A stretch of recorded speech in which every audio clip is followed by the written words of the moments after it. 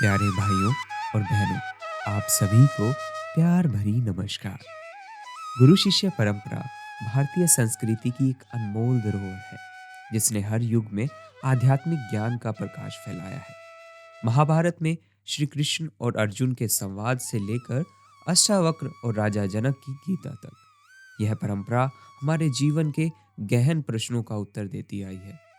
इसी कड़ी में संत कृपाल सिंह जी महाराज और उनके शिष्यों के बीच हुए प्रश्न उत्तर भी अनमोल धरोहर हैं, जहां शिष्यों की जिज्ञासाओं को महाराज जी ने वर्तमान युग के संदर्भ में बड़ी सुंदरता और सरलता से प्रस्तुत किया है। यदि आप भी अपने जीवन के गूढ़ प्रश्नों का उत्तर जानना चाहते हैं और इस परंपरा का हिस्सा बनकर अपने आध्यात्मिक मार्ग को प्रखर करना चाहते हैं, तो हमारी इस श्रृंखला से जुड़े। आइए सुनते हैं कि कैसे संत कृपाल सिंह जी महाराज ने न केवल उत्तर दिए, बल्कि हमें इसी जीवन में ईश्वर के साक्षात दर्शन करने का भी मार्ग दिखाया। सवाल: महाराज जी, प्रभु की इच्छा कहाँ से शुरू होती है? महाराज जी, ये सवाल परमात्मा से जाकर पूछो। परमात्मा से पहले तो यहाँ कुछ भी नहीं था। जो भी यहाँ आया उसके बाद ही आया, जो भी कुछ हुआ उसके बाद ही हुआ। तो फिर उसी से पूछना चाहिए ना। उसकी इच्छा तभी काम करती है जब वो चाहे, जाकर उसी से पूछो। सवाल: लेकिन प्रभु की इच्छा किस तरह काम करती है? महाराज जी, उसकी मर्जी, उसने यह सब क्यों किया, उसी से जाके पूछो। और कोई जवाब भी नहीं इस सवाल का। महापुरुष जो आज तक इस दुनिया में आए, सभी ये बात कहते चले आए हैं। असल बात यह है कि हमारे घर में आग लगी हुई है, हम आग से घिरे हुए हैं, तो हमें सबसे पहले क्या करना चाहिए बताओ? हम यही देखते रहे कि आग किसने लगाई, क्यों लगाई? भाई, पहले जलती हुई आग से बाहर तो निकलो, फिर पूछना आग किसने लगाई, कैसे लगाई। ये शरीर हमारा घर है और इसमें मृत्यु रूपी आग लगी हुई है। निरंतर हम मरने की तरफ बढ़ रहे हैं। तो सबसे पहले हमें इस शरीर से ऊपर उठकर ईश्वर का दर्शन करना चाहिए।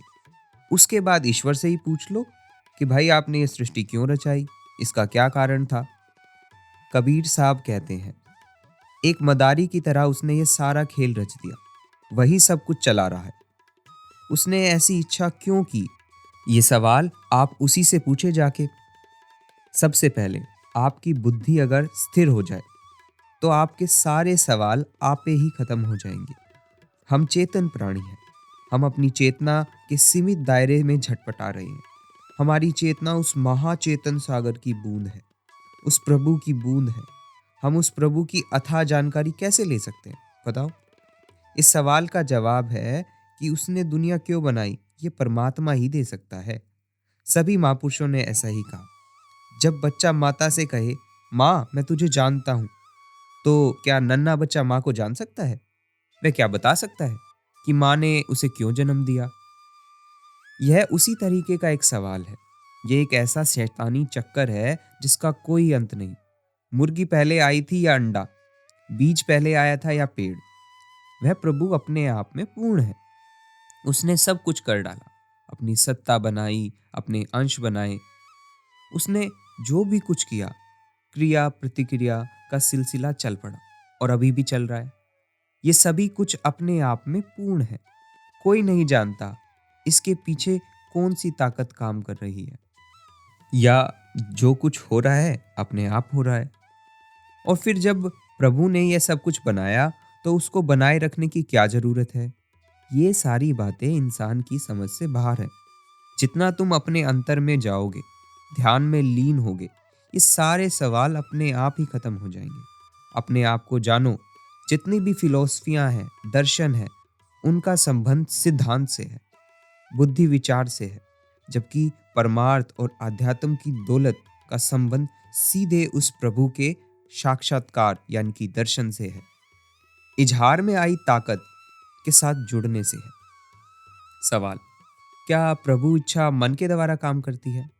महाराज जी, मन तो एक वाहन है जो अपने आप कुछ नहीं कर सकता। मन को ताकत देने वाले हैं हम, यानी कि आत्मा। हमसे ताकत लेकर वह काम करता है।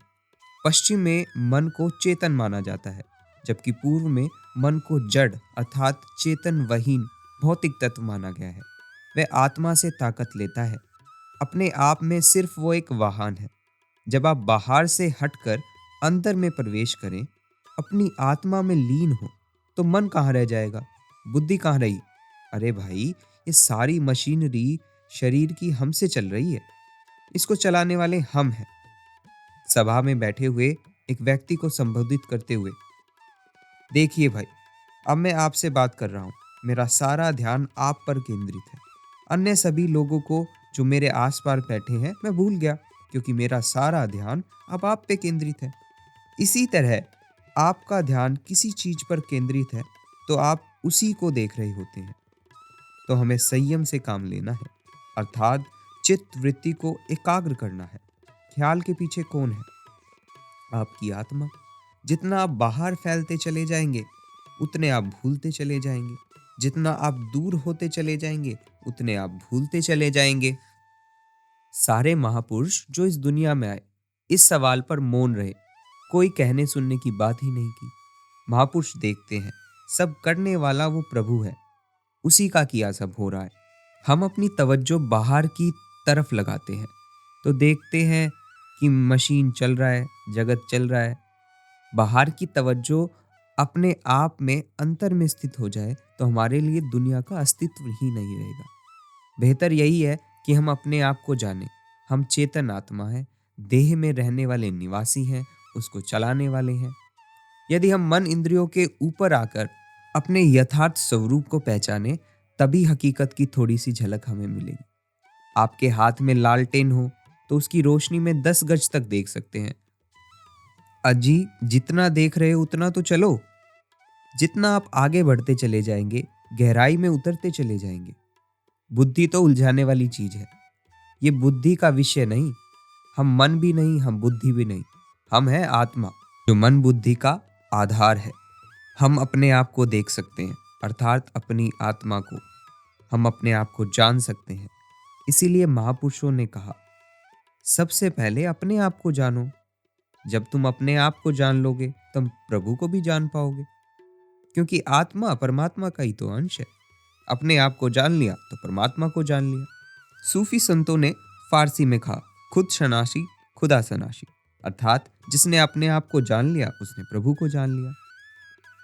जितना आप अपने आप को जानते चले जाएंगे, अभी तो हम अपने आप को मन और बुद्धि समझते हैं, लेकिन जब हम अपने सही स्वरूप को जानते चले जाएंगे, आत्मा को जानते चले जाएंगे, उतने ही हम उस महाचेतन प्रभु की ओर बढ़ते चले जाएंगे। अपना आपा खोकर उसमें लीन हो जाएंगे। यह बहुत नाजुक, बहुत सूक्ष्म प्रश्न है। लोग इसमें उलझ कर रह जाते हैं। उन्हें यह सब कुछ एक रहस्य मालूम होता है। धीरे धीरे तुम अपने आप को जान जाओगे। अब जब अपने आप को जानने की बात है तो इसका मतलब ये नहीं कि इसका एक एहसास होगा या इसकी कोई भावना होगी या आप ग्रंथों पोथियों के अध्ययन के आधार पर कोई मान्यता बना लेंगे। ये सब इससे परे है। अपने आप को सही मायने में जानना है, मन इंद्रियों से आजाद होकर, अपने शरीर से ऊपर उठकर अपनी आत्मा के स्वरूप का अनुभव करना। देखना कि मैं शरीर नहीं हूँ, इंद्रिय नहीं हूँ, मन नहीं हूँ, बल्कि इन सबको चलाने वाला हूँ। इस बात का अनुभव करना, ना कि केवल इसे ग्रंथों पोथियों से पढ़ लेना। जब आप ये अनुभव कर लेंगे, तब आपके अंदर सही विवेक दृष्टि, सही नजरी पैदा होगी, अर्थात आप हर चीज को उसके असल रंग में देखेंगे। जब आप ये अनुभव कर लेंगे तो ऐसी विवेक की दृष्टि उत्पन्न होगी जो सही और गलत, सत्य और असत्य का निर्णय करने वाली बनेगी। जब आप मन इंद्रियों के ऊपर आके अपने आप को देखेंगे कि मैं आत्मा हूं, इस वक्त हमारी क्या हालत है?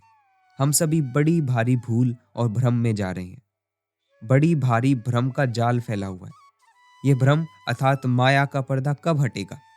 जब हम भ्रम से ऊपर उठ जाएं, माया से ऊपर उठ जाएं। भूल कहां से शुरू होती है? शरीर से। गुरुवाणी का कथन है, शरीर से ऊपर आ जाएं तो भ्रम कहां रहेगा, माया कहां रहेगी?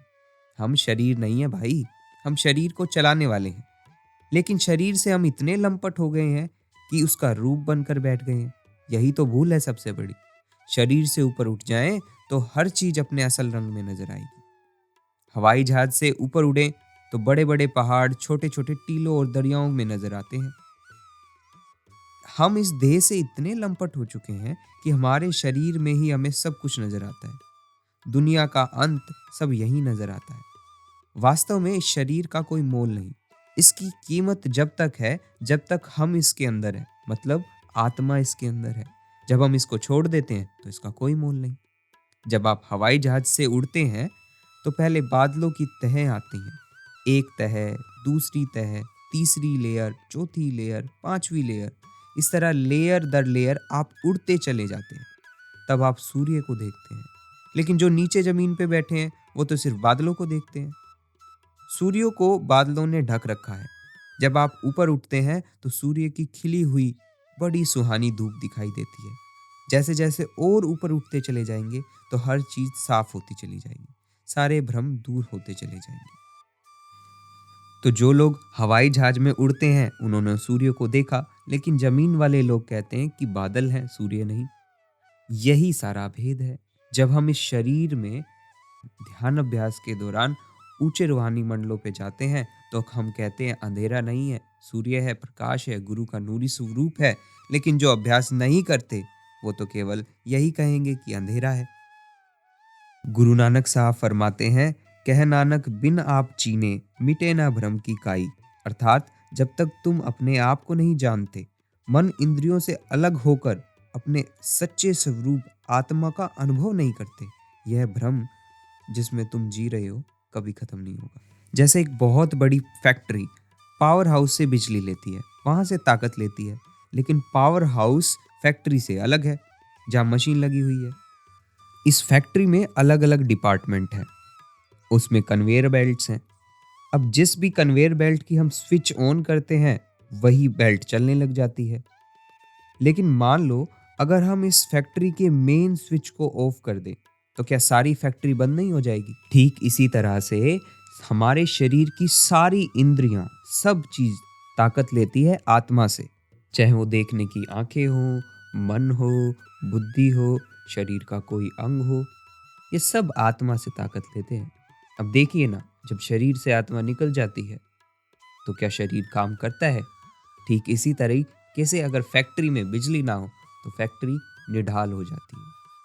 शरीर का भी यही हाल है। ये भी एक फैक्ट्री है। इसमें सबसे पहली चीज हमें यह जाननी है कि हम कौन है। मेन बात, मुख्य बात यही है। अर्थात अपने आप को हम जानते ही नहीं। हम उस परमात्मा के अंश हैं। अगर आपने अपने आप को नहीं जाना, आत्मा को नहीं जाना, तो परमात्मा को कैसे जान पाओगे? यहाँ तक कि अपने आप को जानने के बाद भी हम उस परमात्मा को पूरी तरीके से नहीं जान पाते। हम सिर्फ उसमें लय हो सकते हैं। तो भाई यह अनुभव का विषय है जिसको बयान करने के लिए हमारे पास कोई शब्द नहीं। वह तो कहने सुनने की अवस्था से परे की चीज है। प्यारे भाइयों और बहनों, प्रश्न उत्तरों की यह श्रृंखला निरंतर जारी है। आध्यात्मिक प्रश्नों की इस श्रृंखला का साक्षी बने रहने हमसे जुड़े रहें। अब फिर मिलेंगे किसी और दिन। तब तक के लिए भजन अभ्यास करते रहें और सदैव गुरु आज्ञा में बने रहें। धन्यवाद जी।